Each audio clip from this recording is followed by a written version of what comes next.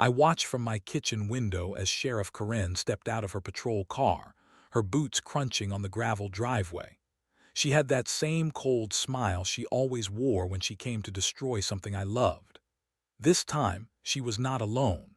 3 deputies flanked her, along with a county demolition crew carrying chainsaws and sledgehammers.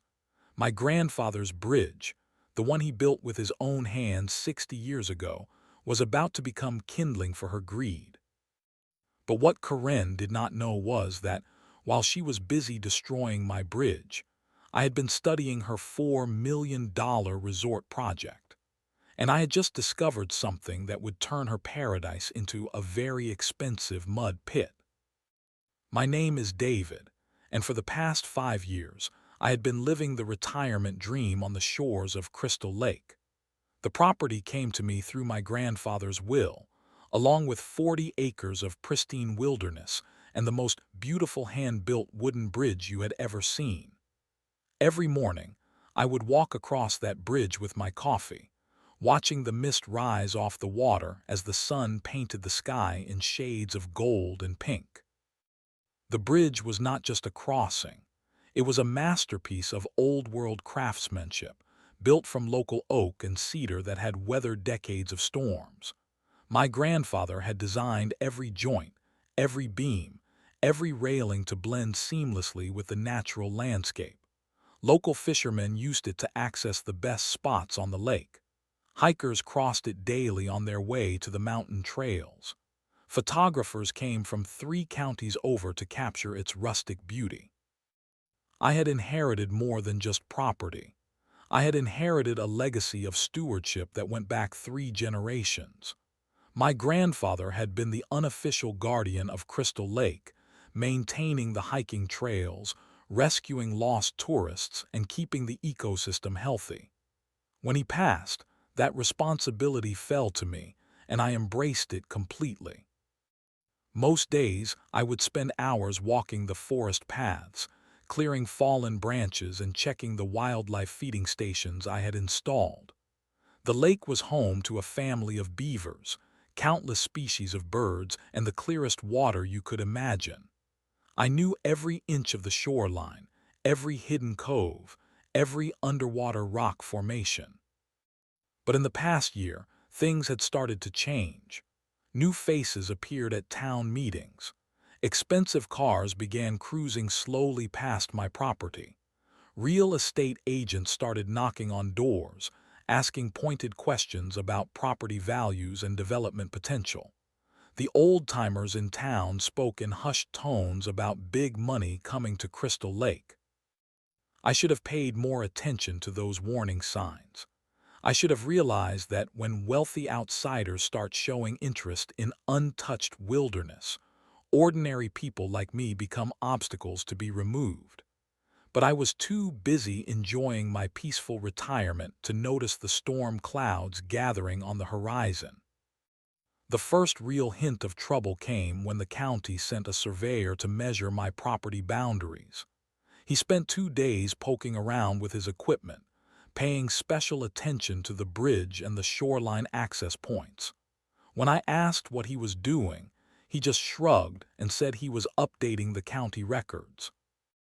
A week later, I received a certified letter from the county planning department. It was full of legal language that I could barely understand, but the basic message was clear. They were conducting a comprehensive review of all structures on lakefront properties to ensure compliance with modern safety standards. The letter specifically mentioned my bridge and requested detailed engineering reports and permits. I called my grandfather's old friend, Tom Henderson, who had helped with the original bridge construction. Tom was in his 80s now, but his memory was sharp as ever. He told me something that chilled me to the bone. "David, your grandfather never needed permits for that bridge. He built it back when this was all private land, before the county had any jurisdiction over lakefront construction. That bridge predates every zoning law and safety regulation they have on the books." As I hung up the phone, I realized that someone was looking for an excuse to tear down my bridge. The question was who and why. Sheriff Karen Morrison arrived at my door on a Tuesday morning in late September, and I knew immediately that my peaceful life was about to end.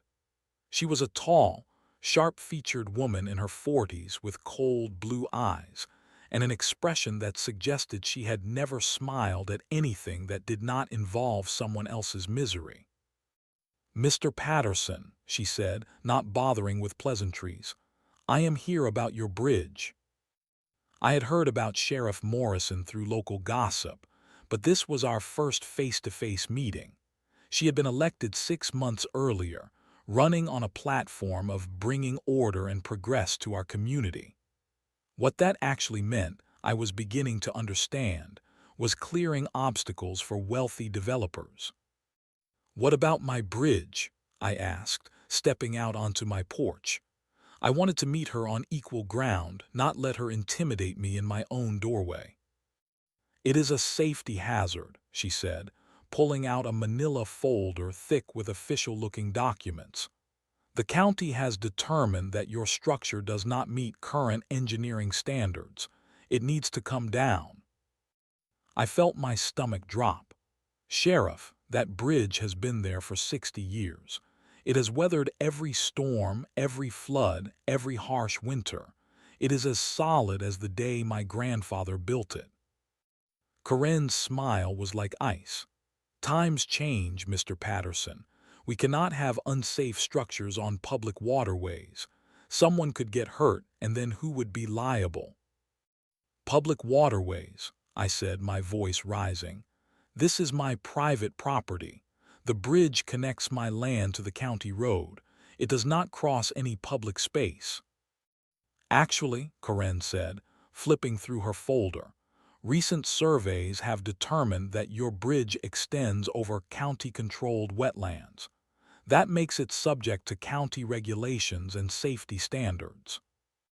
I stared at her, processing what she was really saying. "You are claiming that my bridge, which has existed for 60 years, is suddenly on county land." "I am not claiming anything," Karen said. "I am informing you of the facts as determined by county surveyors and legal experts." As she spoke, I noticed a black SUV parked across the road. Through the tinted windows, I could see the silhouettes of two men in expensive suits. They were watching our conversation with obvious interest. "Sheriff," I said, trying to keep my voice calm, "I think there has been some mistake. My grandfather's property deed clearly shows that the bridge is entirely on private land. I have the original surveyor's reports." Karen's expression hardened. "Mr. Patterson, I am not here to debate property law with you. I am here to inform you that your bridge is a safety hazard and must be removed within 72 hours. If you fail to comply, the county will remove it for you and bill you for the demolition costs." 72 hours. I could not believe what I was hearing. "You want me to tear down a 60-year-old bridge in 3 days?" "I want you to follow the law," Karen said. "Unless you prefer to have your bridge condemned as a public nuisance. That would involve criminal charges and substantial fines." As she walked back to her patrol car, I called out, "Sheriff, who is really behind this? Who wants my bridge gone?" She turned back with that cold smile. "Mr. Patterson, this is about public safety, nothing more. I suggest you contact a demolition company today. The clock is ticking." After she drove away, I stood on my porch for a long time, staring at the bridge that had been the centerpiece of my retirement paradise. The black SUV remained parked across the road for another hour, its occupants watching my every move. That evening, I called every lawyer in the county. Most would not take my call. The few who did gave me the same message. "We cannot help you with anything involving Sheriff Morrison. You should find representation outside the county." By the time I went to bed that night, I knew I was facing more than just a corrupt sheriff. I was up against a well-organized conspiracy with deep pockets and political connections. But I also knew something that Karen Morrison did not know yet. I was not going down without a fight. 72 hours later, I watched from my kitchen window as Sheriff Karen returned with a convoy of destruction. 2 patrol cars, a county demolition truck, and that same black SUV formed a semicircle around my bridge. The men in suits stayed in their vehicle, but I could see them taking photos and making phone calls. I had spent those 3 days frantically trying to save my bridge through legal channels. I contacted environmental groups, historical societies, and even the state attorney general's office. Everyone gave me the same response. This is a local matter. You need to work with your county officials. But every county official I tried to reach was either unavailable or openly hostile. The mayor's secretary told me he was too busy to discuss my situation. The county commissioners refused to return my calls. Even the local newspaper would not cover my story. "We do not get involved in legal disputes," the editor told me when I visited his office. "If the county says your bridge is unsafe, then it probably is." I was completely alone against a system that had already decided my fate. Karen stepped out of her patrol car wearing a satisfied expression that made my blood boil. She was enjoying this. She walked over to the demolition crew and pointed at my bridge like a general directing an artillery strike. "Take it down," she said, "all of it. I want nothing left but the foundation posts." I walked outside to make one last attempt at reason. "Sheriff, please. This bridge is a family heirloom. It has historical significance. Can we not work out some kind of compromise?" Karen turned to face me with mock sympathy. "Mr. Patterson, I understand your emotional attachment, but the law is the law. Your bridge is a safety hazard, and it has to go." "What safety hazard?" I demanded. "Show me one person who has ever been injured on that bridge. Show me one engineering report that identifies actual structural problems." "I do not have to show you anything," Karen said. "I have the authority to remove public safety hazards, and that is exactly what I am doing." The demolition crew fired up their chainsaws, and the sound ripped through the morning air like a scream. I watched in horror as they began cutting through the railings that my grandfather had carved by hand. Each cut felt like a knife in my chest. "Stop," I shouted, but Corinne grabbed my arm. "You need to step back, Mr. Patterson. This is official county business." I jerked away from her grip. "This is theft. You are destroying private property based on lies and corruption." Corinne's eyes narrowed. "Careful, Mr. Patterson. Making false accusations against a law enforcement officer is a serious crime. I would hate to have to arrest you on top of everything else." As the chainsaws bit deeper into the wood, I noticed something that made my situation even worse. The demolition crew was not just removing the bridge. They were destroying it completely, turning 60 years of craftsmanship into scattered debris that would be impossible to rebuild. This was not about safety. This was about making sure I could never restore what they were taking from me. By noon, my bridge was gone. The demolition crew loaded the debris into their truck and drove away, leaving nothing but empty concrete footings and oil stains on the water. Karen supervised the entire operation with obvious satisfaction. As the convoy prepared to leave, one of the men from the black SUV approached me. He was middle-aged, expensively dressed, and had the kind of predatory smile that successful con artists perfected. "Mr. Patterson," he said, extending his hand, "I am sorry about your bridge, but I want you to know that our resort development will bring jobs and prosperity to this community. Progress sometimes requires sacrifice. I stared at his outstretched hand without taking it. What resort development? His smile widened. Oh, you have not heard. We are building a luxury lakefront resort on the property across from yours. $4 million of investment capital, 50 construction jobs, and a world-class destination that will put Crystal Lake on the map. As he walked away, I finally understood what I was really fighting. This had never been about bridge safety or county regulations. This was about clearing obstacles for wealthy developers who wanted to turn my pristine wilderness into a playground for rich tourists. And Sheriff Karen Morrison was their hired gun. The destruction of my bridge was just the beginning of Sheriff Karen's campaign of terror. Over the next 2 months, she made it her personal mission to drive me away from Crystal Lake through systematic harassment and intimidation. It started with traffic stops. Every time I drove into town, Karen or one of her deputies would pull me over for imaginary violations, expired registration that was actually current, broken taillights that worked perfectly, speeding in a 25-mile-per-hour zone when I was going exactly 24. Each stop resulted in a ticket, a lecture, and a thinly veiled threat about what would happen if I continued to be a problem citizen. Then came the property inspections. Karen claimed to have received anonymous complaints about various violations on my land, improperly stored firewood, unauthorized camping areas, potential environmental hazards. Each complaint required a surprise visit from county officials, usually accompanied by Karen herself.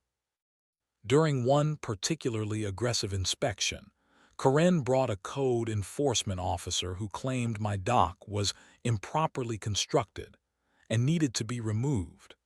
The dock had been built by the same contractor who did half the lakefront properties in the county, but suddenly it was a safety hazard that required immediate demolition. This is harassment, I told Karen, as the code enforcement officer took photos of my perfectly legal dock. You are targeting me because I fought back about the bridge. Karen's smile never wavered. Mr. Patterson, I am simply doing my job.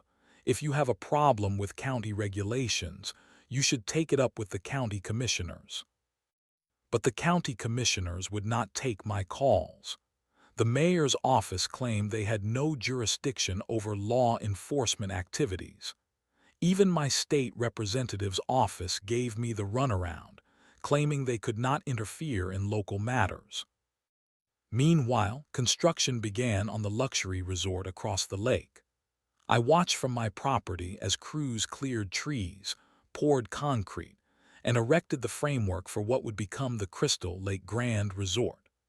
The irony was not lost on me that the very people who claimed my bridge was a safety hazard had no problem with heavy construction equipment operating right next to the water. Karen provided special security for the construction site, posting deputies around the perimeter and conducting regular patrols. She even established a checkpoint on the county road, stopping and questioning anyone who showed too much interest in the resort project. The message was clear. The resort developers were protected, while ordinary citizens like me were treated as potential criminals. But Karen's harassment extended beyond me. She began targeting anyone in the community who had expressed support for my cause or opposition to the resort development. Old Mrs. Henderson, who had known my grandfather for 50 years, received a citation for excessive noise from her rooster. The Johnsons, who had offered to testify about the bridge's historical significance, suddenly found themselves under investigation for tax irregularities. Tom Miller, the local fishing guide who had used my bridge for 20 years, was arrested on charges of operating without proper permits. The same permits he had held for a decade were suddenly deemed insufficient for his business operations. One by one, my supporters disappeared. Phone calls went unreturned. Former friends crossed the street to avoid me.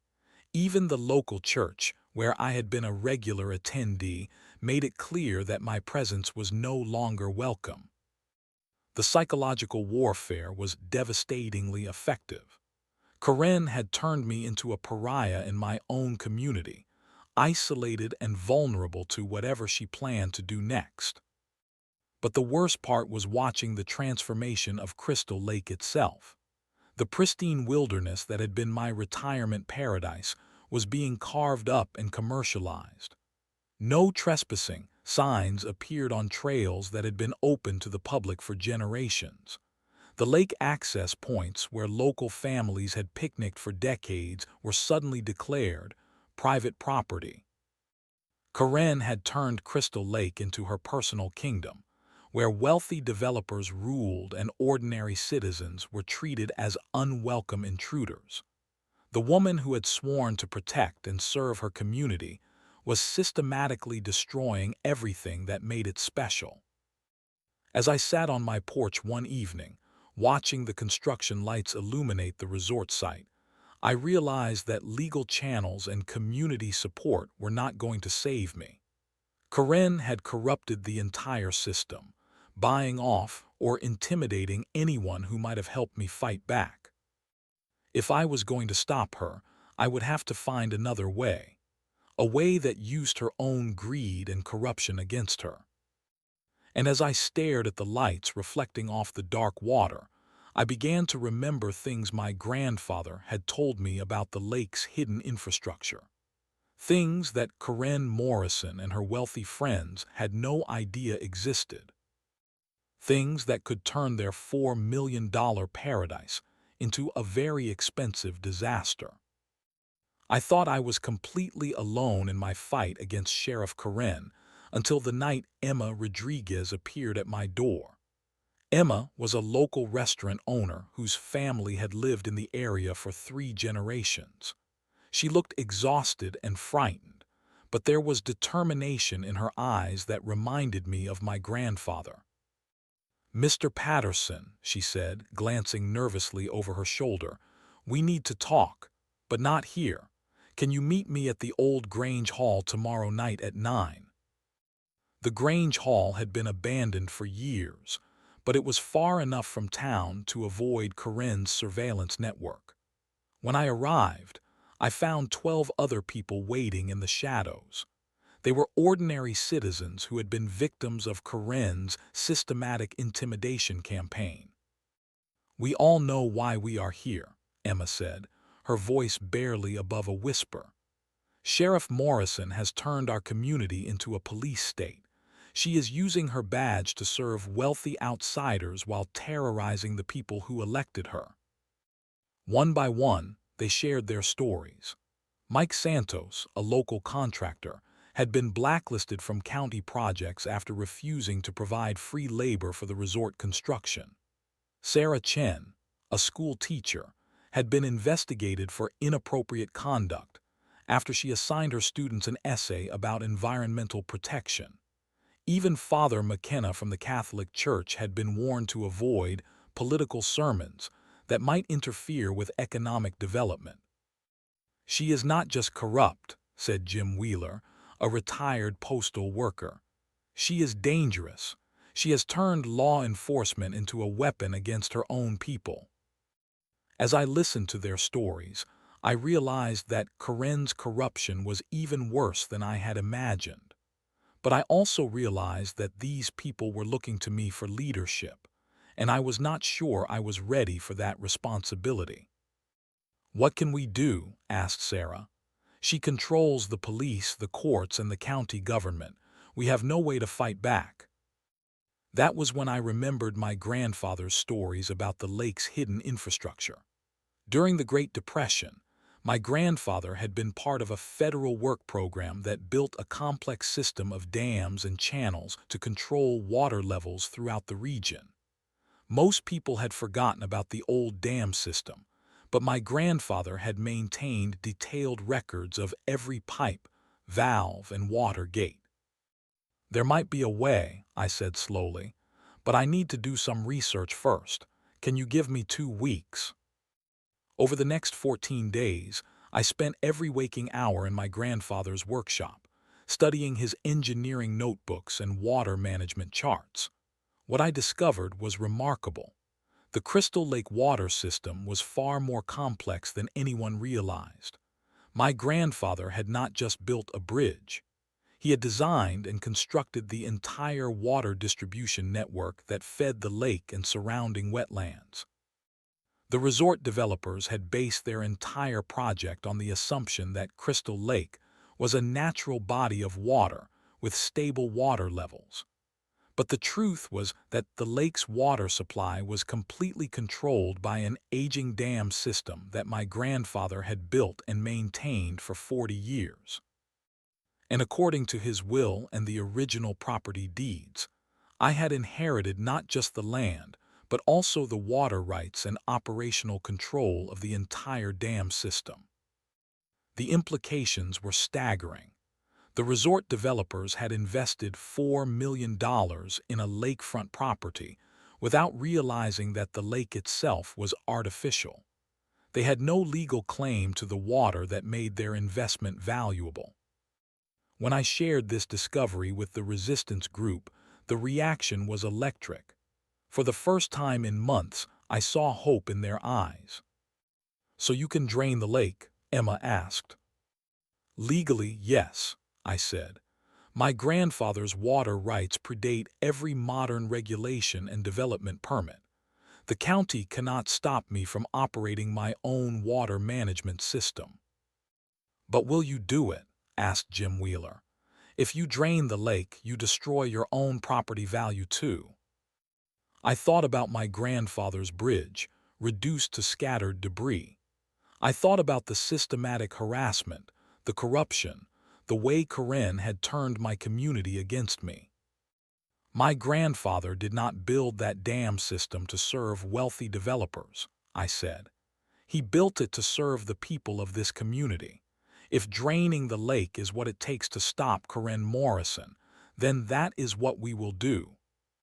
The room fell silent as the full impact of my words sank in. We were no longer just a group of victims sharing complaints. We had become a resistance movement with the power to fight back. And Sheriff Karen Morrison had no idea what was coming. The next 3 months were the longest of my life. While Karen Morrison basked in her corrupt success and the resort construction neared completion, I was secretly planning the most complex act of legal revenge in Crystal Lake's history. My grandfather's workshop became a war room. I spread out engineering charts, water flow diagrams, and legal documents across every surface. I studied property deeds, water rights laws, and environmental regulations until I could recite them from memory. Most importantly, I traced every pipe, valve, and control mechanism in the dam system that my grandfather had built. The more I learned, the more perfect my plan became. The Crystal Lake Grand Resort was scheduled to open on Memorial Day weekend with a massive celebration. The developers had invited politicians, celebrities, and wealthy investors from across the region. They were planning to show off their $4 million lakefront paradise to the world. But their paradise depended entirely on water that I legally controlled. I hired a lawyer from the state capitol, someone far beyond Karen's reach of intimidation. Jennifer Walsh was a water rights specialist who had spent 20 years fighting corporate developers who tried to steal resources from ordinary citizens. "This is remarkable," Jennifer said after reviewing my grandfather's documents. "Your water rights are absolutely bulletproof. They predate every modern law and regulation. The county cannot touch them." "But can I actually drain the lake?" I asked. "Not only can you drain it," Jennifer said, "but you can do it any time you want, for any reason you want. It is your water, controlled by your equipment on your property. The resort developers never bothered to secure water rights because they assumed the lake was public property. What about environmental regulations? Your grandfather's dam system is grandfathered under every environmental law passed since 1950. As long as you operate it according to his original specifications, no government agency can stop you. Jennifer filed all the necessary legal documents to establish my water rights and operational authority. She also prepared a comprehensive brief explaining why my actions would be completely legal under both state and federal law. Meanwhile, I began the delicate process of preparing the dam system for operation. My grandfather's equipment was old but well-maintained. The main control valves were located in a concrete bunker hidden deep in the woods behind my property. Most people drove past it every day without realizing it existed. I spent weeks cleaning and testing every component. I replaced worn gaskets, lubricated moving parts, and verified that the entire system was ready for operation. I also installed modern monitoring equipment so I could control the water flow remotely from my house. The timing had to be perfect. I needed to wait until the resort's grand opening celebration, when maximum damage would be done to Karen's reputation and her wealthy backers' investment. But I also needed to be prepared for the legal and political firestorm that would follow. Jennifer helped me prepare for every possible response. We drafted press releases explaining my legal authority and motivations. We prepared court filings to counter any attempts to obtain emergency injunctions. We even contacted environmental groups and historical societies who might support my actions. "Are you sure you want to do this?" Jennifer asked during one of our final planning sessions. "Once you drain that lake, there is no going back. You will be fighting a war against some very powerful people." I thought about my grandfather's bridge, destroyed by Karen's chainsaws. I thought about the systematic harassment, the corruption, the way she had turned my peaceful community into her personal kingdom. "My grandfather built that dam system to serve his community," I said. "He never intended for it to make wealthy developers even richer while ordinary people suffered. If I have to drain the lake to honor his legacy, then that is what I will do." As Memorial Day weekend approached, I watched the final preparations for the resort's grand opening. Expensive cars began arriving at the hotel. Local politicians posed for photos with the developers. Karen Morrison strutted around the property like she owned it, providing security and basking in the reflected glory of her corrupt success. The lake itself had never looked more beautiful.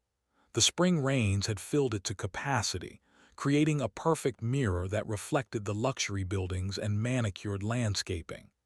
Expensive boats bobbed at the marina. Wealthy guests relaxed on the beach, sipping cocktails and enjoying their exclusive lakefront paradise. They had no idea that their paradise was built on water that belonged to someone else, someone who had been pushed too far and was finally ready to push back. The countdown to justice had begun. Memorial Day weekend arrived with perfect weather and crystal-clear skis. The Crystal Lake Grand Resort's grand opening celebration was everything the developers had dreamed of. 300 guests arrived for the weekend, including state politicians, regional business leaders, and wealthy investors from across the country. Sheriff Karen Morrison was in her element, strutting around the resort grounds in her dress uniform, playing the role of honored local official.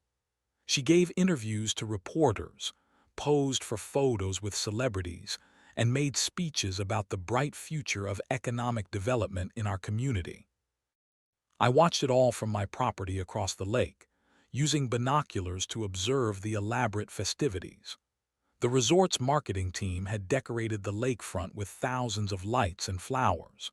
A jazz band played on the main deck while guests enjoyed champagne and gourmet food. Expensive yachts were moored at the marina, and the beach was filled with people in designer clothes celebrating their exclusive access to our pristine wilderness. At exactly noon on Saturday, as the developers prepared to cut the ribbon for the official opening ceremony, I walked to my grandfather's control bunker and activated the dam system for the first time in 5 years. The process was surprisingly quiet. No alarms, no dramatic sounds, just the gentle hum of machinery that had been waiting patiently for decades to serve its purpose again. I opened the main drainage valve slowly, allowing water to flow out of the lake through the underground channels my grandfather had built during the Great Depression. At first, nobody noticed anything unusual. The water level dropped so gradually that it was barely perceptible. But as the afternoon wore on, the change became impossible to ignore. I had positioned myself on my deck with a clear view of the resort, and I could see the exact moment when the first person realized what was happening. A woman in an expensive dress pointed at the marina and screamed. The yacht that had been floating majestically in the morning was now sitting at an awkward angle, its hull partially exposed as the water level dropped below the dock. Within minutes, chaos erupted across the resort. Guests ran to the shoreline, staring in disbelief as their lakefront paradise transformed into a muddy wasteland. The beautiful beach became a stretch of exposed lakebed, littered with debris and rotting vegetation. The elegant boardwalk extended out over empty space, leading to nowhere. The resort's general manager appeared on the main deck, frantically making phone calls and trying to calm panicked guests. Several expensive boats were now completely stranded, their owners standing ankle-deep in mud, trying to figure out how to salvage their investments. Sheriff Karen Morrison's reaction was everything I had hoped for. I could see her through my binoculars, red-faced and screaming at her deputies, demanding answers that none of them could provide. She grabbed her radio and began barking orders, but what could she do? The water was disappearing, and she had no idea how to stop it. By evening, the transformation was complete. Crystal Lake had been reduced to a muddy basin with a small stream running through the center. The $4 million lakefront resort now overlooked a wasteland that looked like a construction site. The marina was a collection of stranded boats sitting in the mud like beached whales. The media coverage was instantaneous and devastating. Local news crews arrived within hours, broadcasting live footage of the disaster to viewers across the region. The images were apocalyptic: wealthy guests fleeing the resort, expensive cars stuck in the mud, and Sheriff Karen Morrison trying unsuccessfully to maintain order. "This is an unprecedented environmental disaster," one reporter announced. Crystal Lake, which has been a stable body of water for over a century, has mysteriously drained overnight, leaving this luxury resort high and dry. But the real drama was just beginning.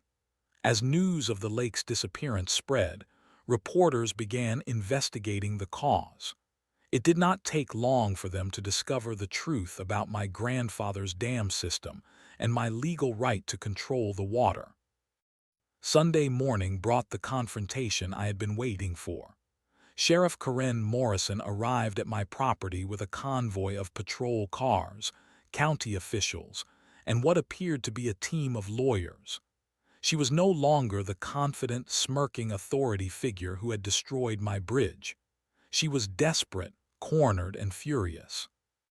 "Mr. Patterson," she shouted as she marched up my driveway, "you have committed an act of environmental terrorism. I am here to arrest you for destruction of public property." I walked out to meet her, carrying a folder full of legal documents. "Sheriff Morrison," I said calmly, "I am afraid you are mistaken. I have not destroyed anything. I have simply exercised my legal right to control water that belongs to me." Karen's face was purple with rage. "You cannot drain an entire lake. There are laws, there are regulations." "Yes, there are," I agreed, "and I have followed every one of them. Would you like to see my water rights documentation? My lawyer has confirmed that every action I have taken is completely legal." As I handed her the legal brief, I could see the moment when she realized that her carefully constructed world of corruption was crumbling around her. The wealthy developers who had been her patrons were now her enemies. The media attention she had craved was now exposing her crimes, and the man she had tried to destroy was standing before her, holding the legal documents that proved her powerlessness. The justice I had dreamed of was finally beginning. The collapse of Sheriff Karen Morrison's corrupt empire happened faster than anyone could have imagined. Within 48 hours of the lake draining, the entire house of cards came tumbling down in spectacular fashion. The media frenzy was unlike anything our small community had ever seen. National news networks picked up the story of the mystery lake that disappeared overnight, bringing reporters from across the country to document the disaster. But as journalists dug deeper into the story, they uncovered the real scandal, the systematic corruption that had made the resort development possible. The first crack in Karen's armor came from an unexpected source. One of her own deputies, Officer Martinez, had been keeping detailed records of her illegal activities for months. Disgusted by what he witnessed, he contacted the FBI with evidence of extortion, bribery, and abuse of power. Sheriff Morrison ordered us to harass specific citizens who opposed the resort development, Martinez told federal investigators. She made it clear that our job was to serve the interests of wealthy developers, not the people of this community. The FBI investigation moved with lightning speed. Within a week, federal agents had raided Karen's office, her home, and the resort development company. They seized computers, financial records, and recorded phone conversations that revealed the full scope of the corruption network. The evidence was devastating. Karen had received over $200,000 in bribes from the resort developers. She had used county resources to provide private security for the construction project. She had filed false reports, planted evidence, and systematically violated the civil rights of dozens of citizens. But the scandal reached far beyond Karen herself. The resort developers had bribed county commissioners, city council members, and even the mayor. They had paid for fake environmental studies, forged permits, and fraudulent land surveys.